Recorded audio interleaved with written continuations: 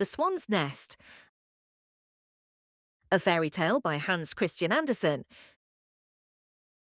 Between the Baltic and the North Sea, there lies an old swan's nest, wherein swans are born and have been born that shall never die. In olden times, a flock of swans flew over the Alps to the green plains around Milan, where it was delightful to dwell. This flight of swans men called the Lombards. Another flock, with shining plumage and honest eyes, soared southward to Byzantium. The swans established themselves there close by the emperor's throne, and spread their wings over him as shields to protect him. They received the name of Varangians. On the coast of France, there sounded a cry of fear, for the blood-stained swans that came from the north with fire under their wings, and the people prayed, "Heaven deliver us from the wild Northmen." On the fresh sward of England stood the Danish swan by the open seashore, with the crown of 3 kingdoms on his head, and he stretched out his golden scepter over the land. The heathens on the Pomerian coast bent the knee, and the Danish swans came with the banner of the cross, and with the drawn sword. That was in the very old times, you say. In later days, 2 mighty swans have been seen to fly from the nest. A light shone far through the air, far over the lands of the earth.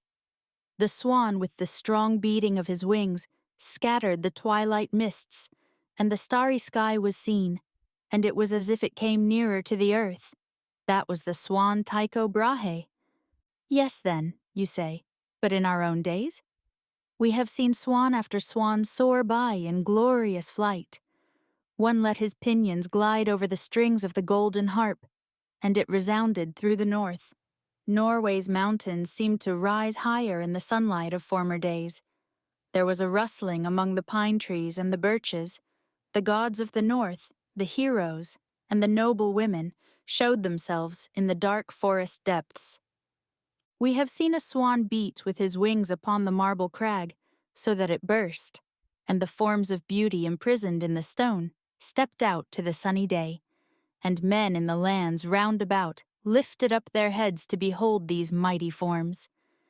We have seen a third swan spinning the thread of thought that is fastened from country to country round the world, so that the word may fly with lightning speed from land to land. And our Lord loves the old swan's nest between the Baltic and the North Sea.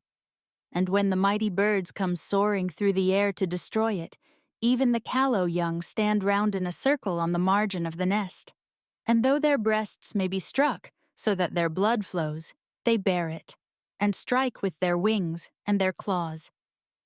Centuries will pass by, swans will fly forth from the nest, men will see them and hear them in the world, before it shall be said in spirit and in truth, "This is the last swan, the last song from the swan's nest,